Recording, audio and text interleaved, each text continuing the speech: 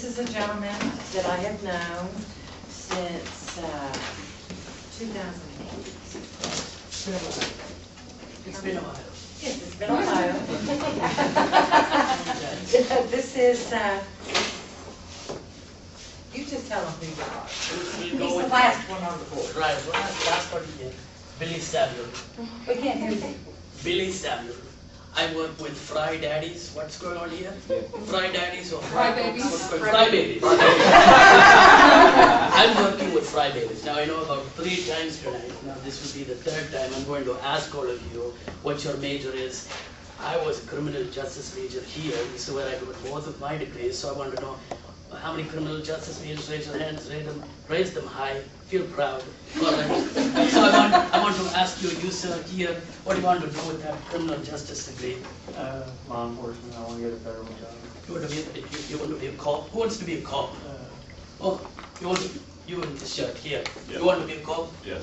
So bad boys, you want to look after them? Yeah. No, you're not a bad boy, right? You're a good guy. No, I'm not a bad boy.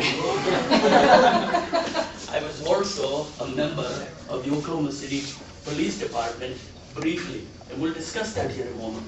Right? So who else wants to be a cop?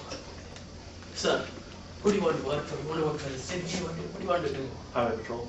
Hypo. Oh, This gentleman back here.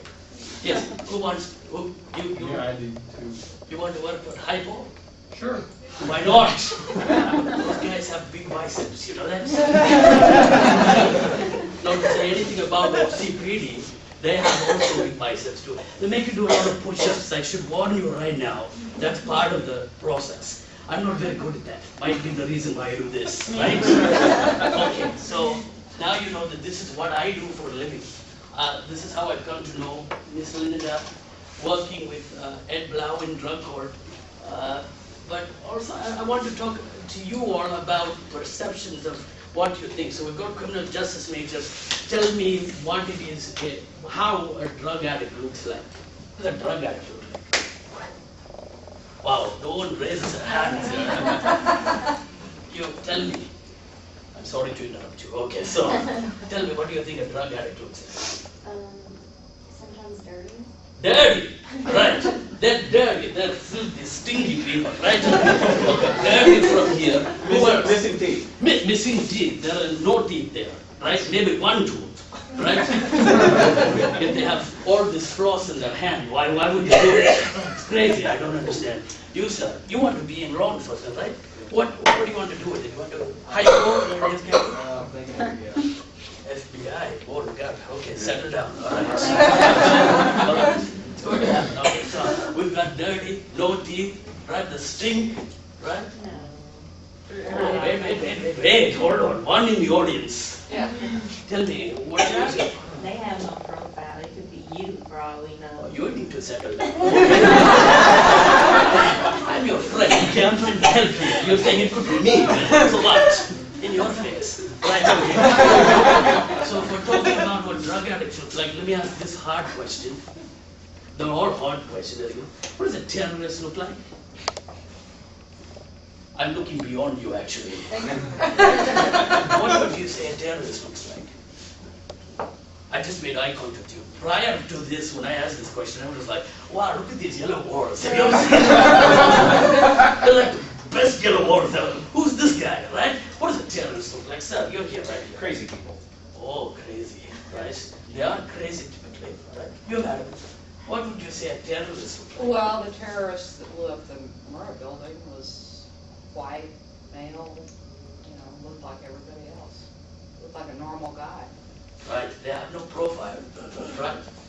And some people are looking very strictly at me. My God.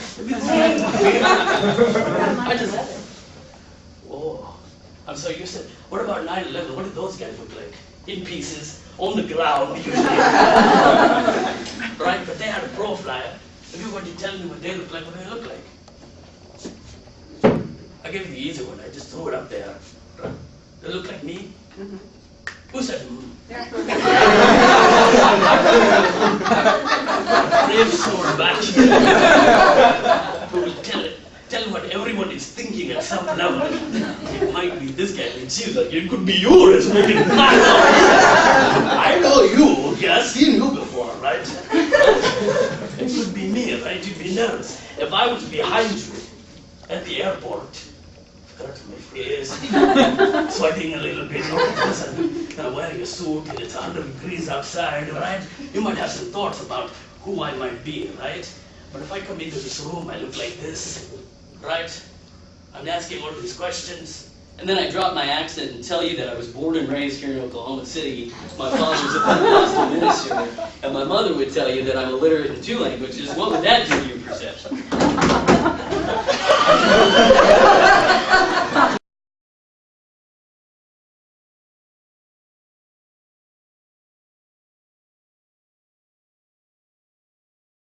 Ladies and gentlemen, and Mr. Blau will tell you this as well, if you ever find yourself in a position where a judge is asking you, how did you test positive for cocaine? Do not say, Judge, my girlfriend smokes crack. I don't, but she does. And we were having relations, sex, I don't know, if you get into sex. And that's how I tested positive for crack cocaine, Your Honor. If it was Judge Hubbard, she would just tell you, go sit on the wall over here, and you decide how much jail time you're going to get, because that's ridiculous. You know how you test positive for crack cocaine? You smoke crack cocaine, ladies and gentlemen, absolutely.